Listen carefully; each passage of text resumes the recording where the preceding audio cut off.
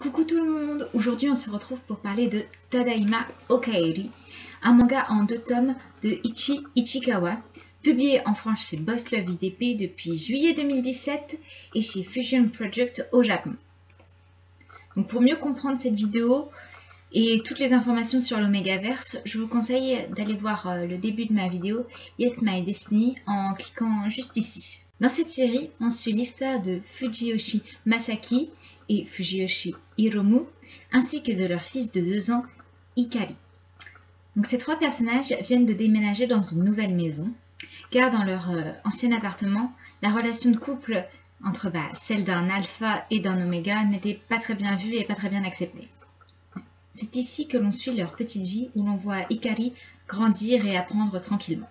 Chose importante, Masaki a longtemps eu des problèmes avec son statut d'oméga, ne serait-ce que par rapport à ses parents qui étaient tous deux des alphas, ainsi qu'avec sa vision personnelle qu'il a de sa place dans la société. Mais c'est grâce à Hiromu et plus tard à Ikari qu'il arrive petit à petit à avancer. Donc comme autre personnage important, on a Hirai Yuki qui est le fils de la voisine et qui petit à petit va se lier à la famille, et Imohiro Matsuo qui lui est le collègue de Hiromu ainsi qu'un vieil ami de la famille. Dans le 2e tome de Tadaima Okaeri, Nos jours heureux, la famille s'agrandit avec l'arrivée d'un nouveau membre dans la famille.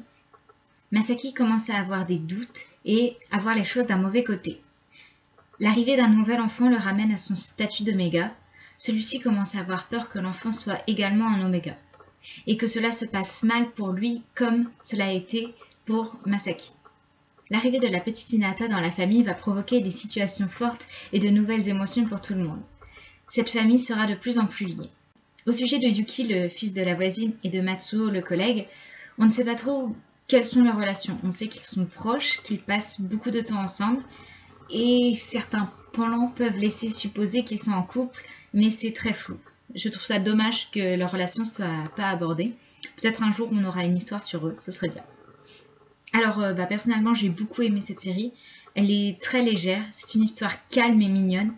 Il y a quelques événements qui chamboulent la vie de la petite famille, mais c'est toujours abordé avec calme et tranquillité. Le personnage de Ikari est vraiment adorable, même si ma meilleure amie trouve qu'il a l'air d'un petit sumo. Donc il est vraiment trop chou, et grâce à lui, chaque contrariété devient quelque chose de facile à surmonter.